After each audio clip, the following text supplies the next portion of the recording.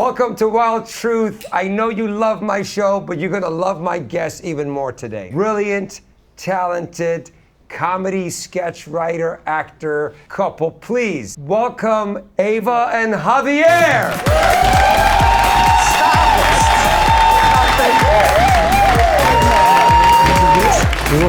You are. Everything is it? Welcome. Good. Wow. Thank you for coming. I'm so happy you're here. Just to give you guys an idea, I had such a great time hanging out with this couple at my office. I've been a fan of their sketches, and we started chatting on social media. And I said, you know what? I think we should have a nice, deep diving sort of conversation and getting to know each other. Eva is from Albania, and I have a big Albanian fan base. And I love Albanians because they got so much energy. Flavor. Yeah. Flavor. And the flavor tastes like cocaine. Oh, yeah. Every Albanian I meet. Yes, it You does. want more of it. They're just like, hi, how are you, man? What's up? Albania, let's go, bro. They're all just like hyped, yeah? And they come to my shows and they bring so much love, so much energy, and they're so patriotic. I was telling you, they bring me. Oh yeah, this is this is the sign for Albania, right? Albanians do this. This is the symbol of Albania. It's from their flag, right? Two-headed eagle. No, it means Two big heads. tits. All Albanians have big tits. So they go, hi. No, it's the two-headed eagle, right? Yes. Two-headed eagle, and they're very patriotic people. They bring their flags as a gift for me. Mm-hmm. So I have 5 or 6 Albanian flags in my house. Oh boy. Yeah. That's so crazy. when I invite you to dinner, the tablecloth will be Albanian I love flag. it. The curtain drapes are Albanian I flag. love Yeah. But you're so sweet to take the gifts. Of course. Like, that's so nice. And I always go, oh my God. He's scared. Thank you. He This has is no amazing. choice. Now, I should also mention Javier is he's half Afghan, half Latin. From what country? Born here. Born in Los Angeles. Born in America. I'm American. And your Latin half is from where? Well, I say Latin. My mom was born in Argentina, but they immigrated from Germany. Oh, I see. Middle Easterns are very passionate people. They're very warm people. Yes. And Germans are very cold people. So Yes. So I got a mix the of both. combination of both. He's Bam! the sweetest guy in the You world. get the sweetest guy in the world, right? Yes. Oh, thank he you. really That's is. sweet. I swear. Thank you. He's the best thing that's ever happened to me. Whoa. That's all you're gonna. That's it. I'm not gonna say Guys, anything. cherish this moment. Yes. It's not happening. You're never again. gonna see this again. You're never gonna hear this again. No. So 10 years together, how did you guys meet? Well, the way I recount how we met, I was doing a theater. I used to be a theater actor, and I was doing a play, and I just see this.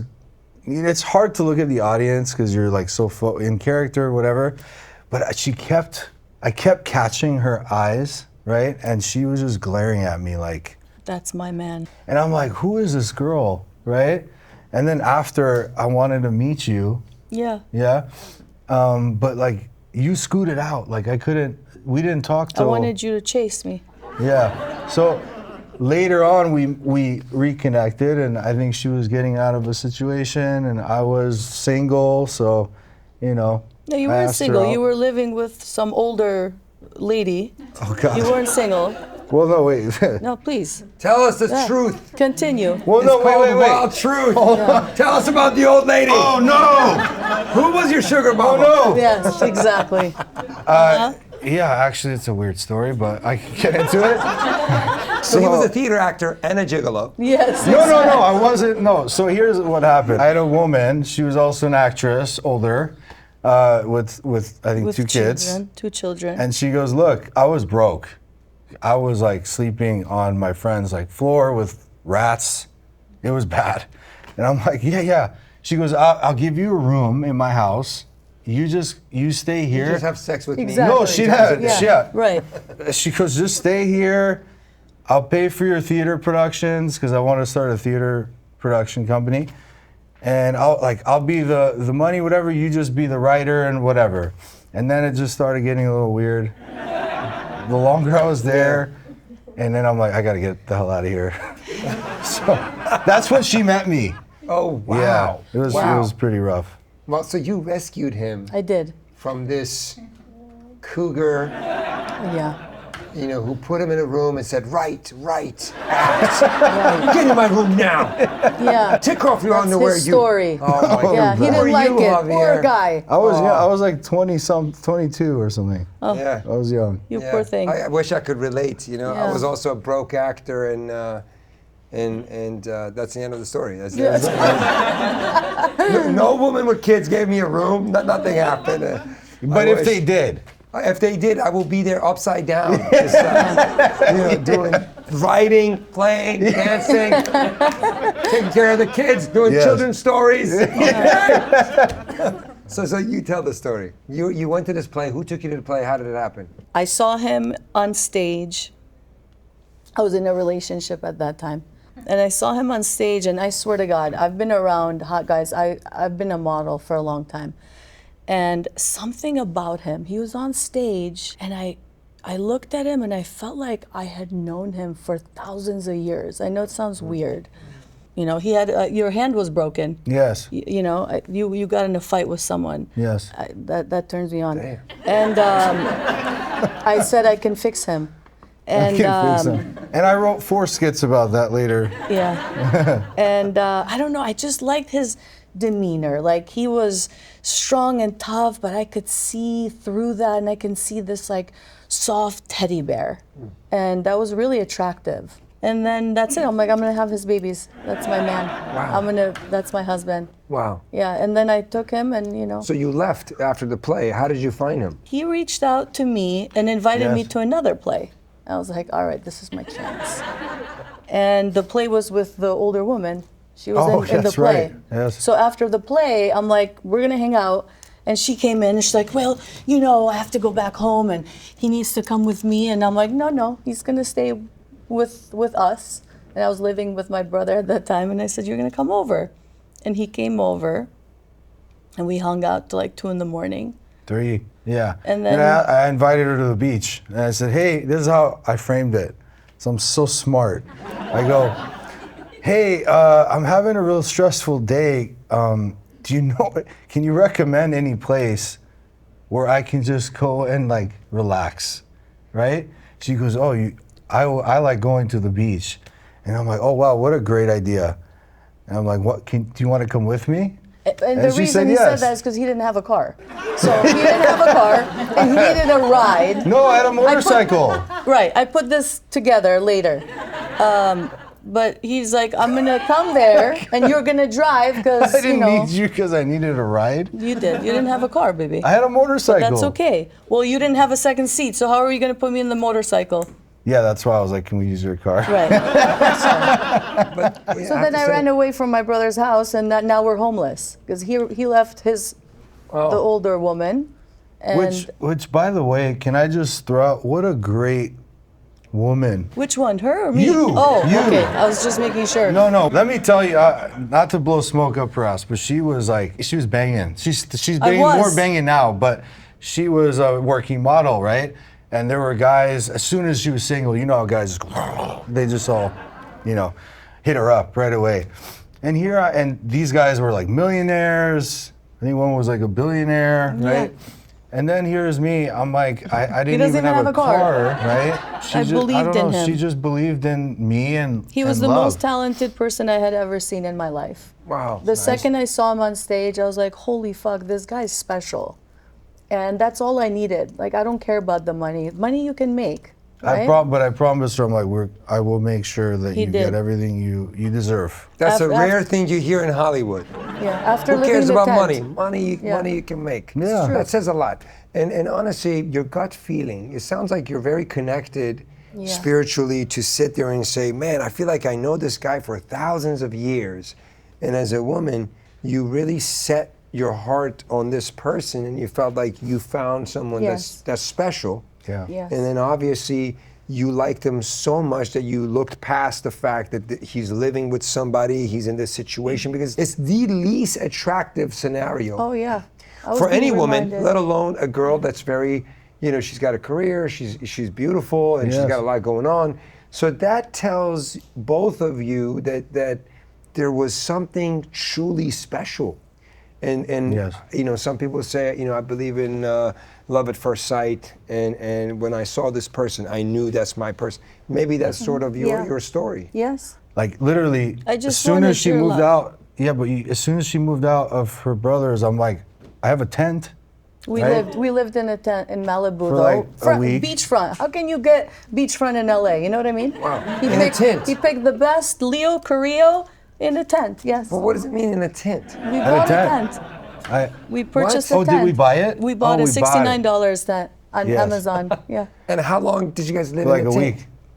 Oh, really? A Yes, week? for So a you week. guys, wow.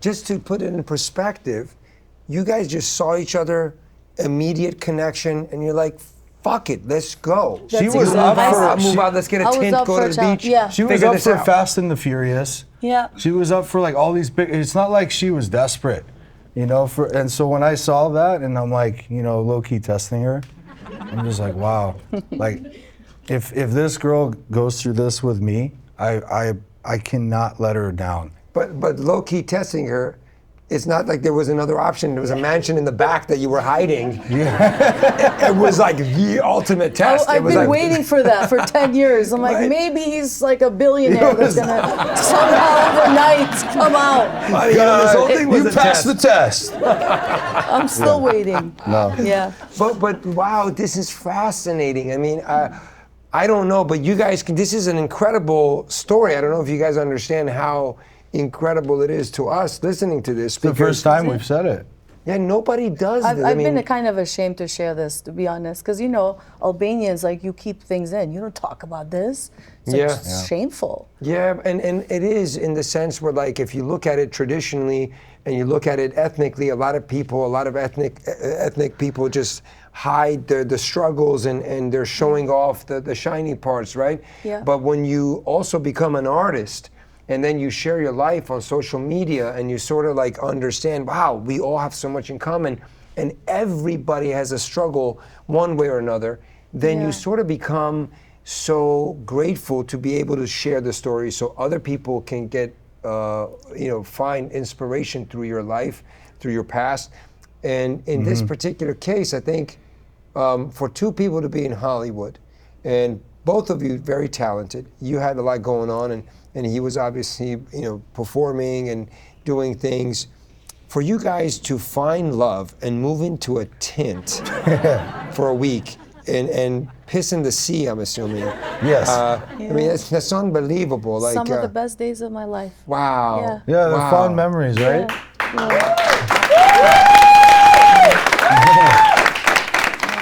Well, for me, I've always wanted to act. My dad was an actor in Albania growing up. He was actually a theater actor. Yeah. And that was my dream. But, I'm just an immigrant. I came to America when I was 12, which was a very weird age for me. Like, I never really fit in. I was never Albanian enough. I was never American enough. And now I'm in Hollywood. I moved here right after high school by myself in my car. And I lied to my dad. I'm like, I have a place. I'm all set up. I had nothing.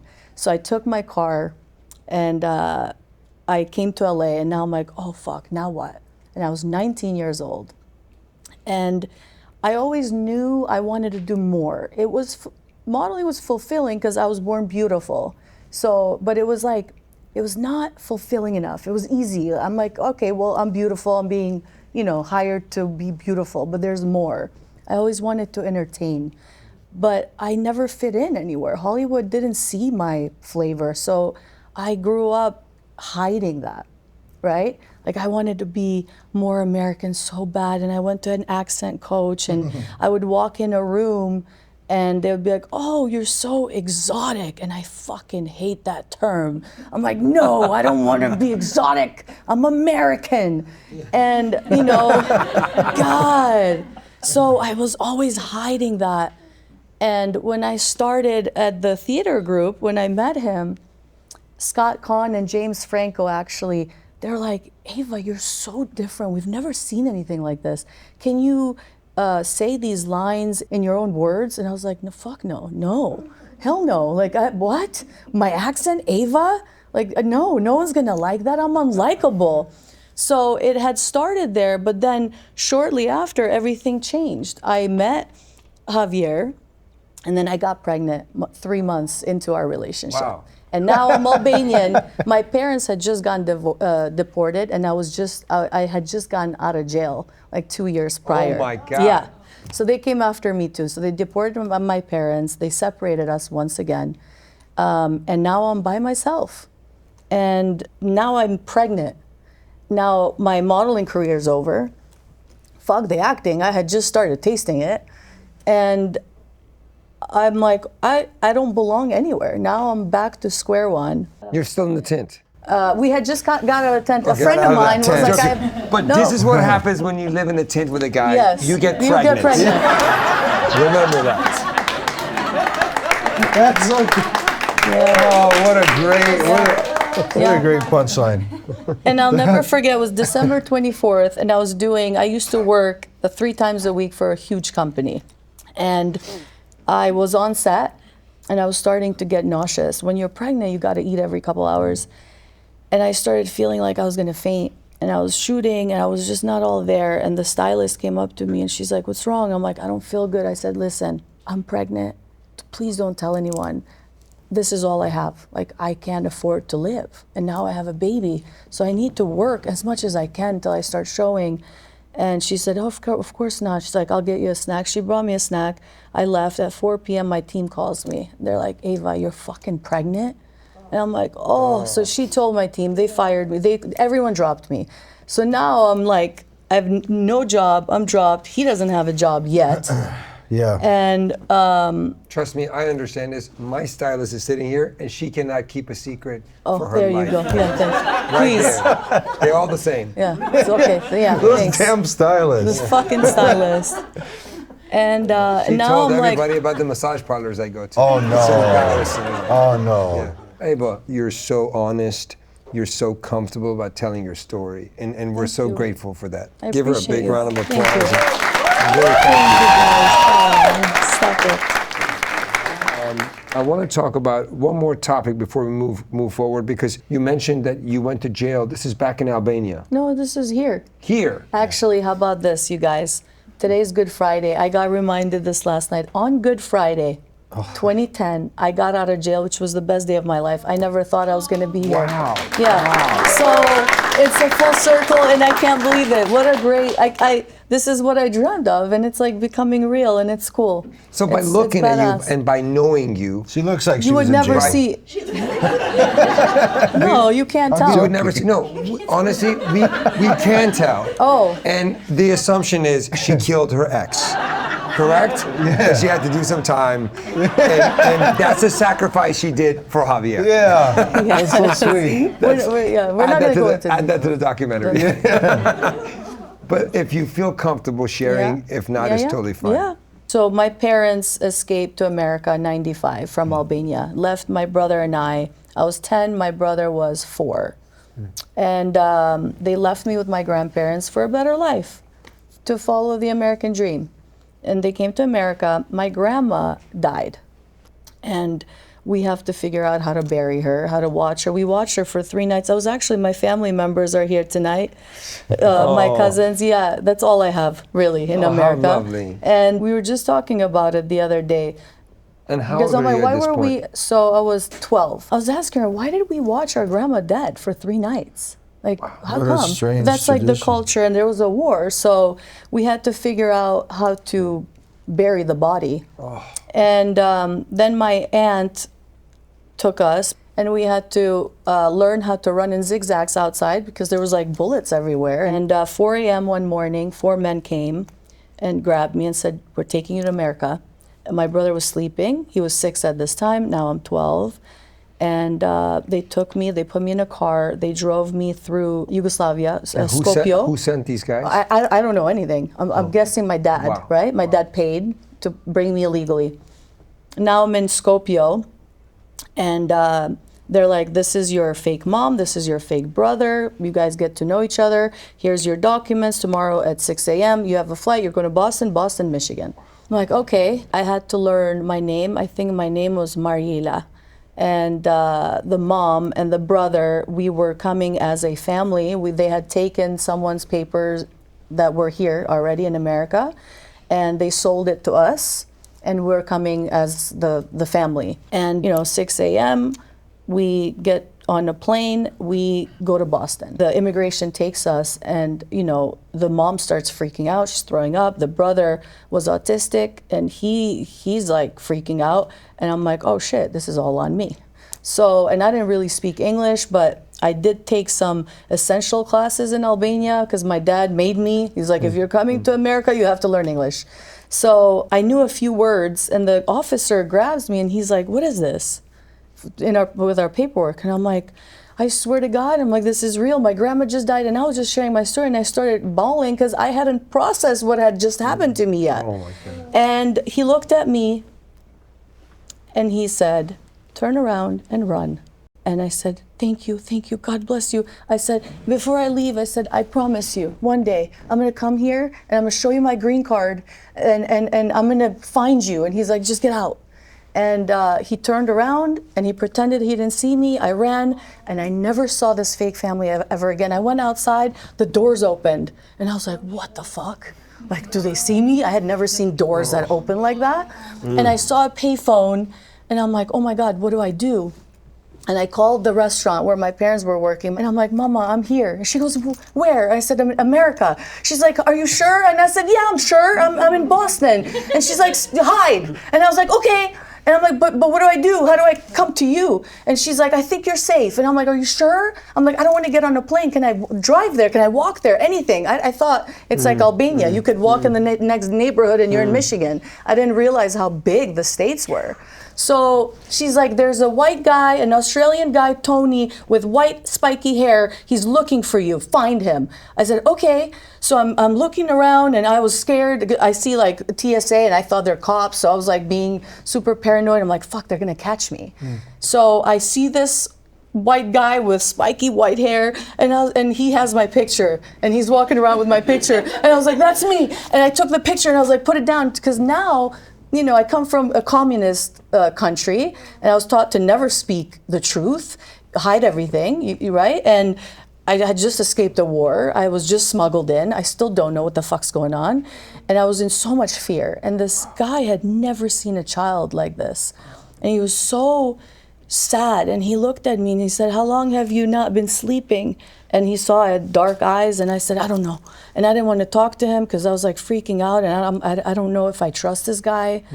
And we were in an airplane. He said, you're safe, everything's okay. You're gonna go see your mom and dad. I said, okay. And we went to Michigan, and he drove me to my parents' restaurant. Wow. And I saw my dad for the first time, and he had left me a little girl, and now I'm this teenager, and it was so awkward and weird, and it was so beautiful. I looked at the restaurant and I said, this is not America. Where are the buildings? And they said, oh, well, this is Michigan. I was like, no, this is not what I thought, this New York City, PCH. Like, where the fuck is that? Take me to that America. I don't want this America. So that's how I got to Michigan. Holy shit. Yeah, thank you. Wow, what a journey. Rest in peace, Tony. Wow, that's incredible. You're a fascinating person, and we need to do 10 episodes just to really understand, your background and learn from it, and be inspired in so many different ways, because just growing up during a war, it's its own sort of challenge and trauma that a lot of people cannot relate to unless they're coming from that sort of world. Did you? I did. I grew up in Iran from the age of 8 to 17, and that was during the Iran and Iraq War. Oh. So I've experienced like bombing of cities, and like the bomb hitting near my house, and in Tehran? Yeah, in Tehran, wow. yeah. And when a bomb hits near you, even if it's like, let's say, a mile away, it feels like it just hit on that block. Yeah. The wave and the sound and the you feel the bomb so strongly that some of those experiences, there's no way you can get it out of your system. So when soldiers go to war and they come back and they say, oh, they have PTSD, is something that people cannot relate to unless they have some sort of experience they could understand what PTSD is. Because you know, when you're sitting and you're just having a normal day and then an explosion happens, the contrast and that shock is what goes into you and your nervous system. Like, how can you just disconnect from that? You can definitely do a lot of things to heal from it. Yeah. But it's a blessing and a curse. And the blessings is what we need to focus on. And the blessing is that you live life with a perspective of gratefulness. You're like, just the fact that I exist. I saw so many people that they lost their lives for no reason, but I happen to be here and I want to do something with this life and I want to enjoy this life, you know, because, you know, I've given the chance to. Yeah. Versus some people that get up and they just feel like, you know, the world has to serve them and I'm here. Why is this like this? Why is that like that? Right. You sort of like have a different attitude towards life when you come from these different backgrounds. And so, you know, experiencing that and then growing up without your parents, because, you know, a lot of people don't understand immigrant families and foreigners who the mom and dad sometimes have no choice but to make certain difficult decisions so their kids can survive. Yeah. And Javier, you can sort of share the difference. I mean, there is a difference between you that was born to an immigrant family versus a kid who's born into an American family. Yeah. You know, when your mom and dad are also a foreigner, you grow up differently. And again, I think there's a lot of pluses. There are minuses, but if you can overcome the minuses, there's so many great things when you grow up with immigrant family. And because you secondhand sort of experience their stories, right? That tell you about how they grew up, why the lifestyle here is set this way, because we came from this back. When I was a kid, I did these things, and you asshole, you have a bicycle, and you have this, and you have a ball, you have a gym you go to, and you know, I did lifting with stones and rocks, and we hear all the stories, and you know, so that's different. I mean, if you want to share anything from your past growing up with the parents and how it was for you guys and how you decided to become an actor from somebody who had an Afghan father and a German mom. You know, Middle Eastern wants their kids to become doctors and engineers, and Germans, they just give the engineering brain to the kid. They're like, here we go, use it. Yes, I didn't grow up with money. Like, it was my father left my mom when I was, I think, 3. So I didn't grow up around my dad much. I saw him occasionally, and my mom had to work 2-3 jobs just to take care of me and my sister. And my mom, it was like the scarcity mindset, which I know Albanian parents have too, where it's like, we might lose everything at any moment. That's every day of my life. You know what I mean? Yeah. And you were the oldest. I am. You're the oldest. So there's a lot of pressure on you. Yeah, I mean, I have to be a good example. I wasn't always a good example. I've made plenty of mistakes, but you know, I try my best. And I think, if I'm being honest, I had to push against that mentality of like scarcity and we could lose everything and only rich people get rich and only privileged people can taste what success feels like. I had to push against that and distance myself from that. So growing up, well, your dad wasn't around. Who was your father figure? My mom remarried a few times. So I had, it's like a revolving door, not too many male figures to really like look up to. My baby. She feels bad for me. I do. But you shouldn't feel bad. I'm so grateful for my, you know, how I grew up. Well, I'll take a second here and say you should feel bad only for somebody who couldn't overcome their struggles. Yeah. Because when you have a very tough situation, everybody has a tough situation. Those who are not able to, and I don't blame it on anyone because we don't know what it's like to be in someone else's shoes. Right. But those who don't get a chance to overcome those real struggles Right. and traumas and challenges, and they stay in that zone, and they just, as if they're on a treadmill, just repeating the same sort of mentality, same trauma is chasing them, same pain, and you can't find a way to break through and heal, then that's a sad story. Yeah. But when you heal and you self sort of discover how can you live a better life and how can you deal with your traumas, you become a way more powerful human. It's true. You almost have superpowers It's true. that other people don't have. It's true. And that's a blessing. Yes. And that's what makes somebody like you to be able to handle such a powerful woman that might murder you any second. Yes. You know, Yes. You wouldn't be able to survive on He it. likes it. Yes. Well, I can judge my father. Why weren't you there? Why this? Why that? But I don't know what it's like to escape a war and lose like most of your family. And like my mom, had her own struggles of foster home and this and that. So like, I had to. There was a point where I'm like, look, I forgive you for not being perfect or giving me a perfect life. I'll take it from here. He needs a big round of applause. Yeah. He's the best son. I swear to God, he's the best son in the world. Thank you. I relate to you Yeah. immensely. Really? And during my shows, I talk about this. I talk about the anger I had towards my father growing up. At some point, I had to survive this pain, and I discovered forgiveness.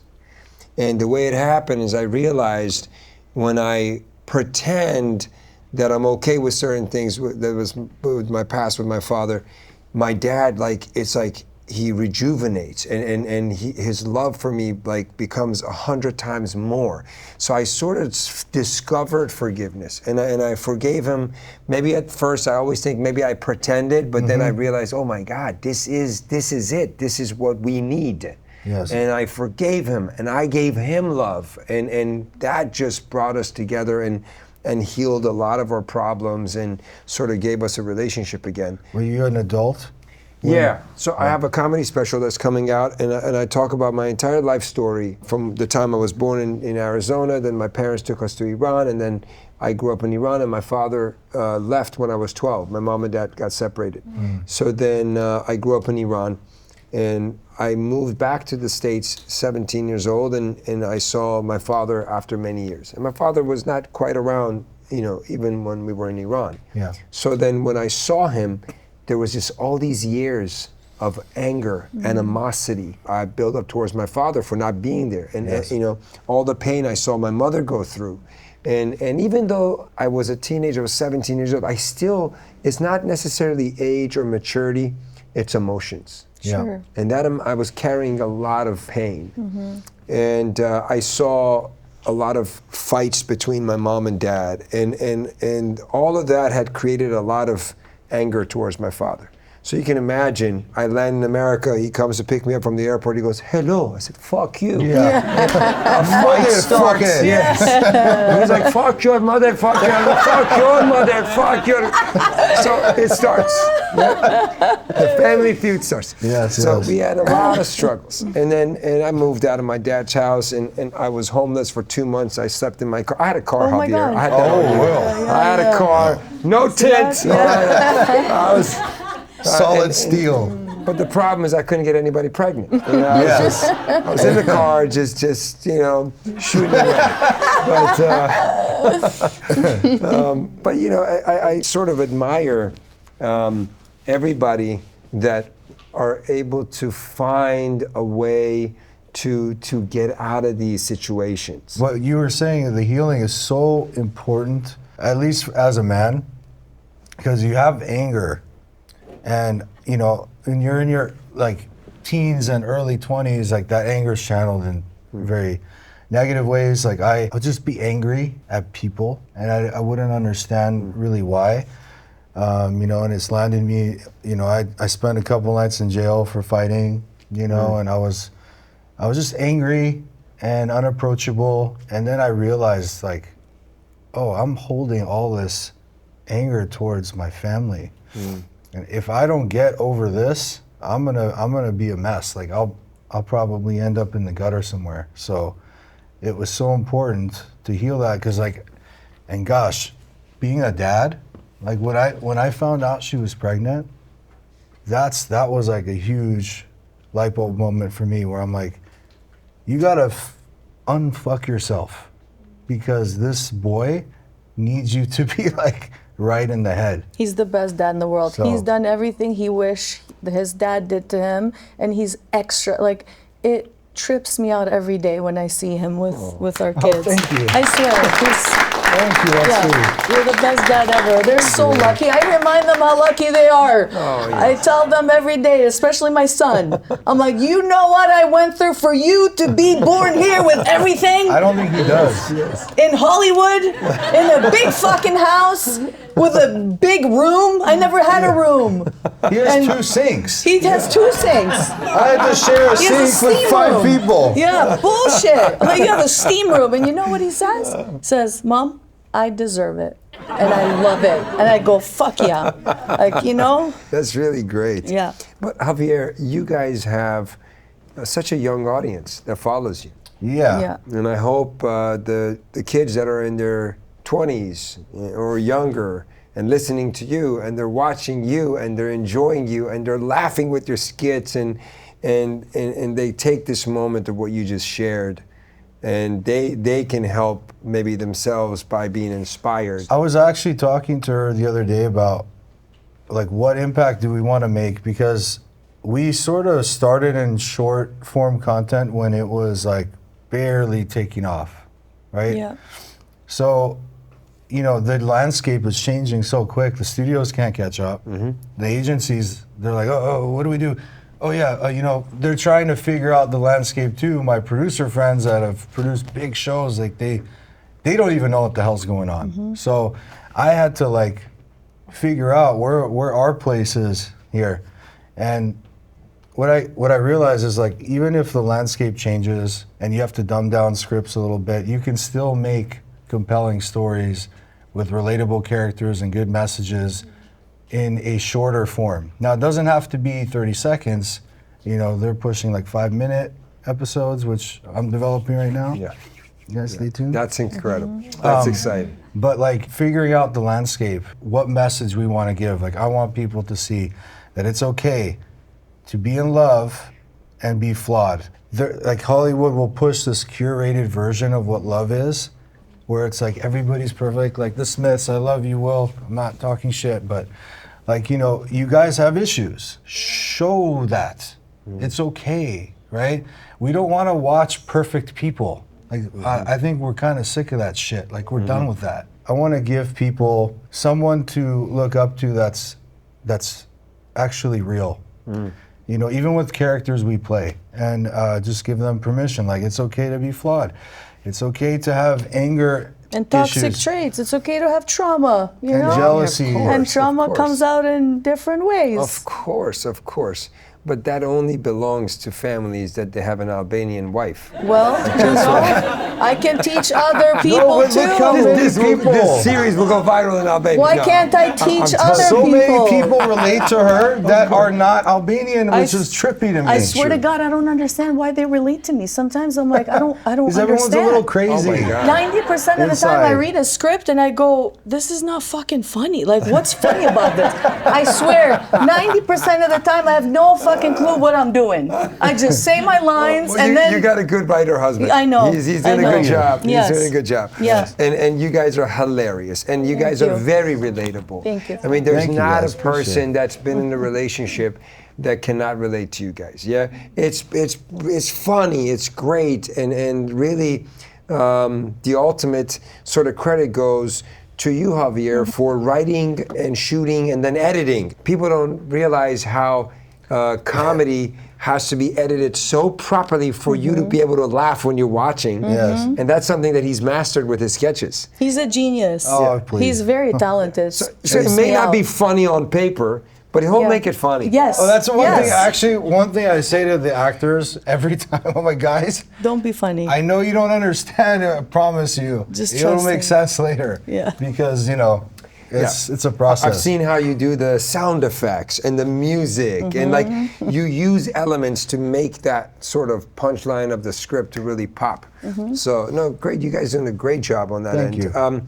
I'm listening to you, and I realize something about my style of interviews. And every time I sit with anybody, I tend to, for my own curiosity, I tend to bring out the life story of people. It's beautiful. And I tend to just really want to understand the relationships deeply between you guys as a couple, between you and your family and your kids, and it's just fascinating. I'm fascinated by parenting. I don't have any kids, but I've always been fascinating because of my own life. Yeah. Because I always, and maybe I don't have kids because I carry a lot of fear from my own childhood, subconsciously or consciously. But I think about these a lot, and my algorithm sends me these videos about parenting. Really? And I share a lot. I share a lot of them with my fans because I want young moms and dads to see these videos, because I come from an Iranian family where parents are very controlling in general, and they sort of feel like they own their kids. Yeah. And these are their belongings, and they want to shape them, and they want to create their future exactly the way they see it, and they don't realize that these humans and these souls have their own journey. Did they want you to be a comedian? What did they or a say? doctor? My parents? Yeah. Well, Doctor. I'll tell you in a second for sure. Doctor I'll give Amini. you the whole. My life is, in that regard, is very different. It was very. Okay. It wasn't a traditional scenario because I didn't grow up in a traditional sort of family. Okay. But they tried to control the narrative of their kids, and that creates a lot of backlash. Because they don't know any better. That's what I learned. See, being a parent throws you in there. Now, all I know is how my parents raised me, and I wanted to do the opposite. But goddamn, it's hard. There's days where I emulate my parents to the T, and I do exactly what I hated from them. And you can't help it, but it's a journey. You learn as you go. And that's what's cool about parenting. It is scary, but I feel like we grew more than what we're giving to our kids. I feel like you grow more as a person and as an individual through them. You learn like your about kids yourself. Of course, they're the mirror. They're watching you grow up too. Yeah. Yeah, I hear that. I hear that a lot from parents. I hear that a lot. Yeah. And to answer your question, I grew up on my own. And even when I moved to LA, I only lived with my father for a year. And then it didn't work out, and I left, and I made my life, and then we made our relationship. But I was on my own, so I made my own decisions. So I wanted to become an actor, and I did have a conversation with my father. And I told my dad, I said, Dad, I want to become an actor. And my dad said to me, it wasn't a situation where he would dictate what I do. Sure. But he was also a very open-minded person because he had 2 masters and a bachelor's degree. And he said to me, look, the mistake I made in my life, I took all of these, classes and I got all these, degrees, but I'm not passionate about any of them. Wow. And he ended up not doing anything that he went to school for. So he said to me, see what you really love and go to college and sort of make that your mission for the rest of your life. So you don't waste time going to college and then doing something else. And I said, I want to become an actor. And he was like, whoa, he wants to become an actor. And I said, yeah. And he said, okay, you sure? And I was like, yeah. So I did whatever I wanted to do.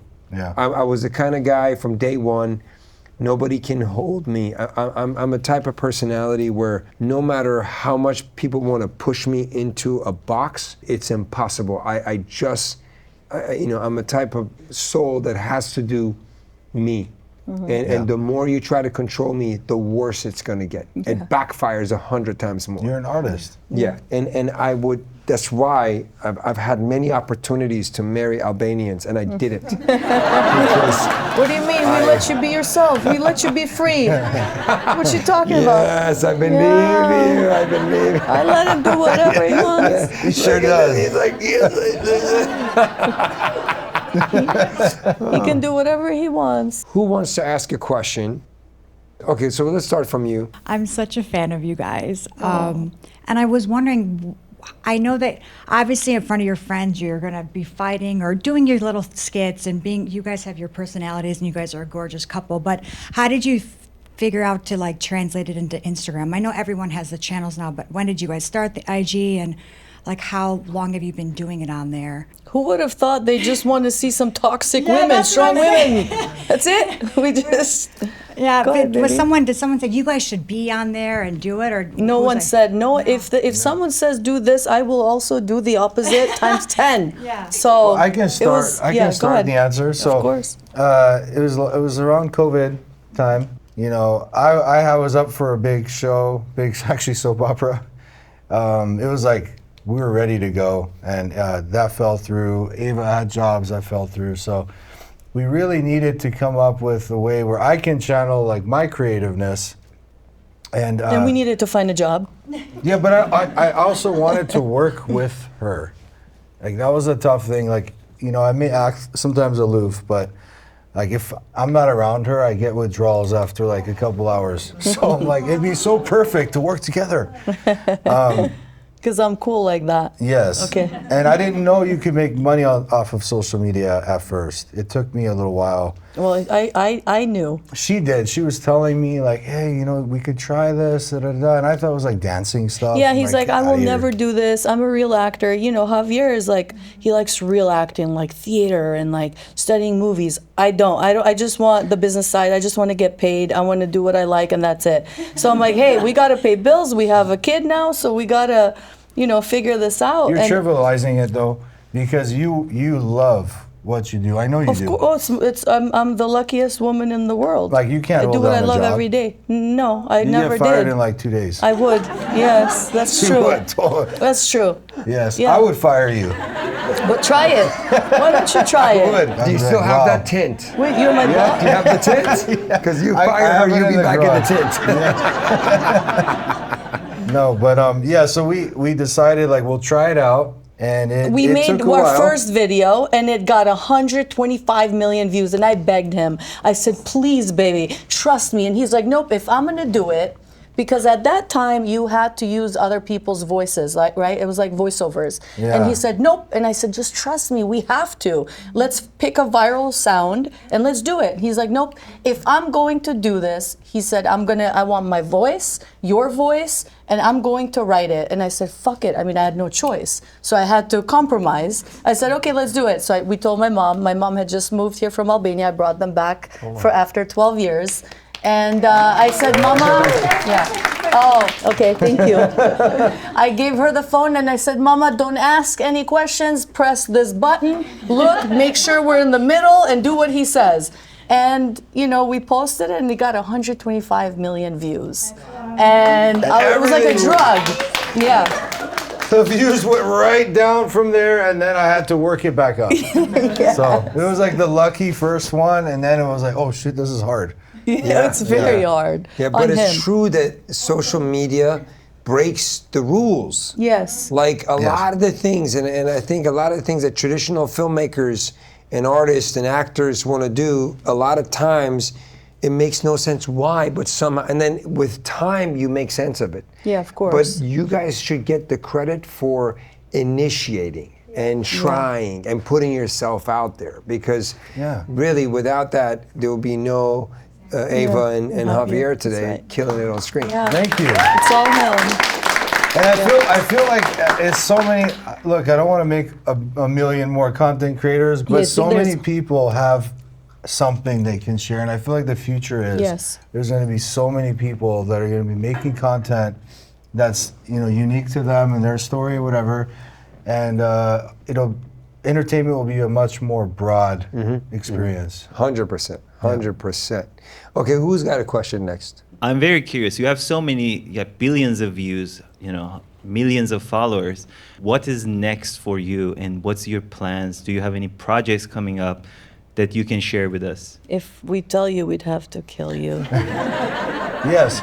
So interestingly enough, studios are starting to produce like 9x16 shows, right?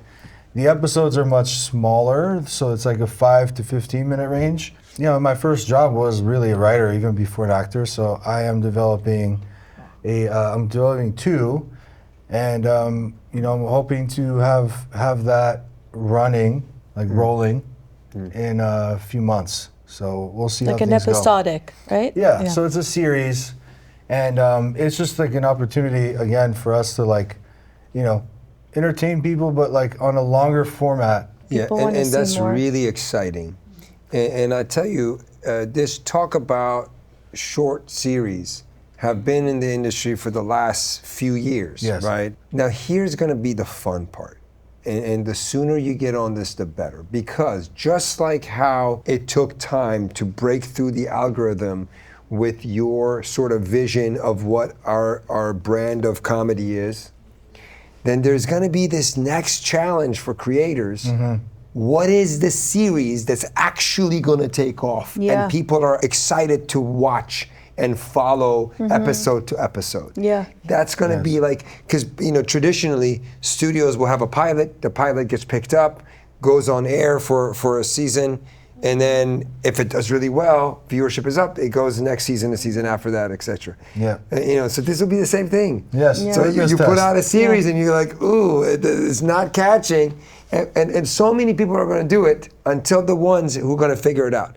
And the person that's going to figure it out is the person that's going to create and create and create and fail and fail and fail till the one magic sauce of that We are going to be the storyline ones to figure becomes. it out. I believe it. Yes. I believe it. I believe We it. are going to figure it If out. anyone's going to do it, it's you yes, guys. Yes, thank Seriously. you. I have so many stories that I want to share, and I'm not afraid of failing, which I don't think anybody should be. Failing is fun. I'm not Yeah. gonna lie. You Yeah. know, sometimes life gets too. I'm like, come on, give me something. Totally, you know, totally, it gets a totally. little boring Settle a little down, bit. settle down. All right. So Universe is Don't gonna want send me that. something after the show.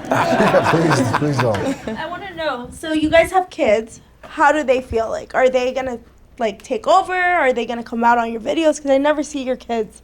I think just once, maybe. Couple times. Couple Yeah, times. yeah. Are Actually, they- our son has the highest views. He has over 1 billion views in his video. Yeah. Yeah. Yeah.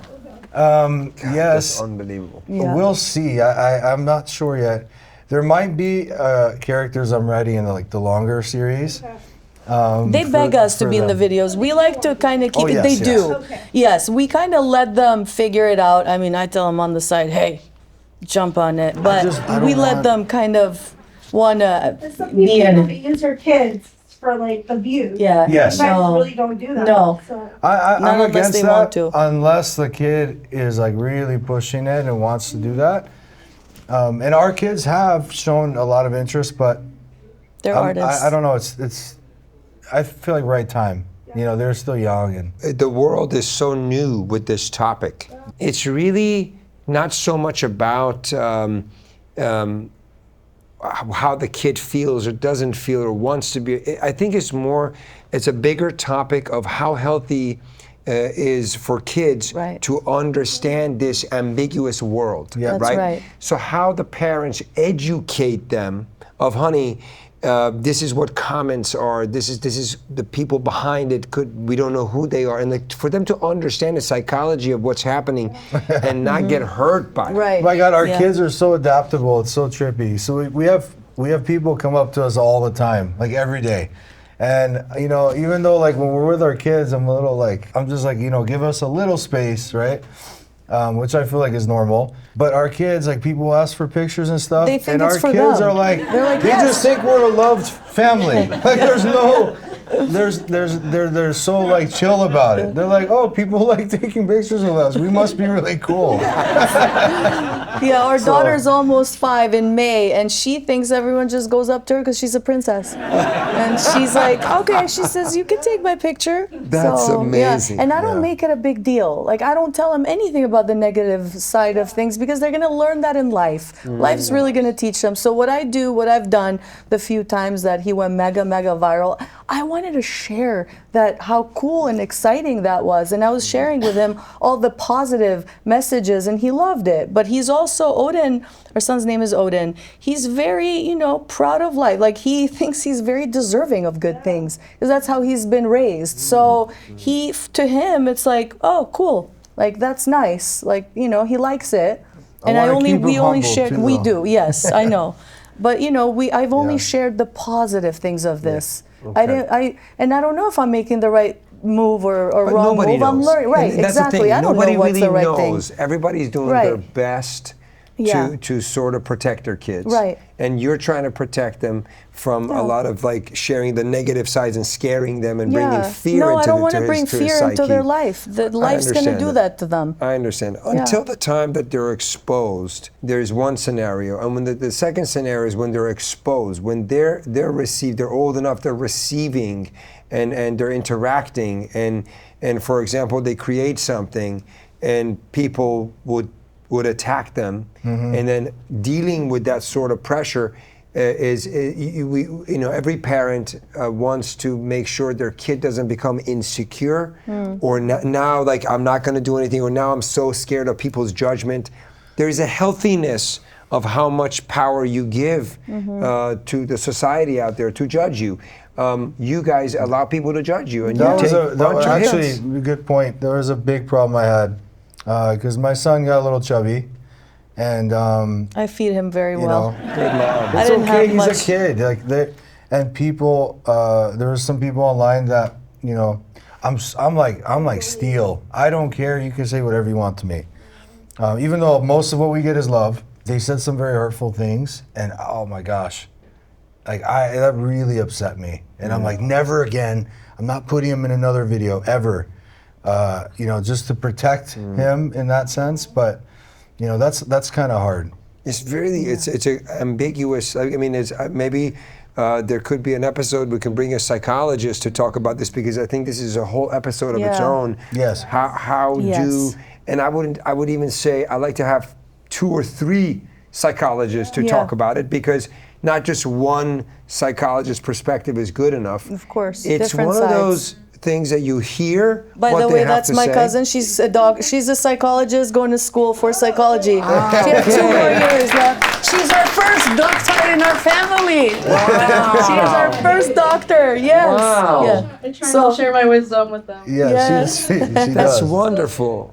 That's wonderful. And I think a few psychologists' perspective could give you a narrative that you hear, but then I think you know your kids best, and you got to go to your gut feeling, take this information, internalize it, and then raise your kids with it. Hopefully, Yes. it happens for the best.